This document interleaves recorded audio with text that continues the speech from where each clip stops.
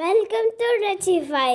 ఈరోజు వీడియోలో వెజిటబుల్ బిర్యానీ ఎలా చేయాలో చూద్దాము. దీనికి గాను స్టవ్ పైన కడాయి పెట్టుకొని వాటర్ వేసుకొని దాంట్లో క్యారెట్ ముక్కలు, బీన్స్ ముక్కలు, కాలీఫ్లవర్, బంగాళదుంప ముక్కలు, పచ్చి బఠానీ వేసి 80% కుక్ అయ్యే వరకు ఉడికించుకొని పక్కన పెట్టుకోవాలి. ఇప్పుడు వెజిటబుల్స్ చల్లారిన తర్వాత దాంట్లో ఉప్పు, కారం, గరం మసాలా, ధనియాల పొడి, కొత్తిమీర, పుదీనా తరుగు, అల్లం వెల్లుల్లి పేస్ట్ వేసుకొని బాగా కలిపి పక్కన పెట్టుకోవాలి. స్టవ్ పైన కడాయి పెట్టుకొని 2 స్పూన్ల ఆయిల్ వేసుకొని వెజిటబుల్ మిశ్రమాన్ని అంతటిని వేసుకొని 2 నిమిషాలు ఉడికిన తర్వాత పైనుండి ఉడికించిన రైస్ని లేయర్స్ లాగా వేసుకొని పైనుండి మళ్ళీ కొత్తిమీర, పుదీనా తరుగు, బ్రౌన్ ఆనియన్స్ని కూడా వేసుకొని 2 స్పూన్ల నెయ్యిని కూడా వేసుకొని మూత పెట్టుకొని దమ్ చేసుకున్నట్లయితే ఎంతో టేస్టీగా ఉండే వెజిటబుల్ బిర్యానీ అనేది రెడీ అవుతుంది. రెసిపీ నచ్చితే లైక్ చేయండి, ఛానల్ని సబ్స్క్రైబ్ చేసుకోండి.